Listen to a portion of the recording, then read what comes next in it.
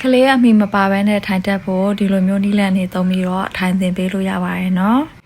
ကလေးတွေက4-5လောက်ဝန်းကျင်လောက်ကြာရင်ဒီလိုမျိုး prop sitting လို့ခေါ်တဲ့လက်နှစ်ဖက်လေးကိုအရှိမထောက်ပြီးတော့အရင်ဆုံးထိုင်တက်ကြပါတယ်ဒီလိုလက်ကိုအရှိမထောက်ပြီးတော့ထိုင်နေရင်အရန်ကုန်မသွားအောင်သူ့အရှိမဒီလိုပြထားလိုမျိုးအယုတ်လေးတွေထားပေးတာပဲဖြစ်ဖြစ်ဖက်ကောင်းလေးတွေထားပေးတာဖြစ်ဖြစ်ပြုလုပ်ပေးလို့ရပါတယ်သူထိုင်တဲ့အချိန်မှာနည်းနည်းမှတ်နေအောင်ဒီလိုလိုအနောက်မှာထိုင်ထားပြီးတော့သူ့ရဲ့တင်ပဆောင်ရိုးနေရာမှာလက်လေးနဲ့ဒီလိုထားပြီးတော့ထိန်းထားပေးလို့ရပါတယ်။နောက်လီလန်းတစ်ခုကတော့ဒီလိုမျိုးကိုကခြေဆင်းလိုက်ပြီးတော့ဒီခြေထောက်နှစ်ခုကြားမှာညှပ်ထားတဲ့ပုံလိုမျိုးပေါ့နော်။အဲ့လိုမျိုးထားရင်လည်းရပါတယ်။နည်းနည်းမမတ်ထိုင်လာလိုက်ပြီးဆိုရင်ဒီလိုမျိုးသူ့ရဲ့မျက်လုံး level နဲ့အညီလောက်မှာရုပ်လေးတွေထားပေးတာလိုမျိုးအဲ့လိုမျိုးမဟုတ်လဲပေါ့နော်သူအရန်ကုန်းမနေအောင်အရှိမပေါ့နော်ဒီလိုမျိုးရုပ်လေးလည်းထားပေးလို့ရတယ်သမဟုတ်လဲကတ်ထူပုံပဲဖြစ်ပေါ့နော်ကတ်ထူပုံအရှိမအရုပ်လေးတွေထည့်ပြီးတော့သူဆော့ကစားခိုင်းတာမျိုးပေါ့လုပ်ပေးလို့ရပါတယ်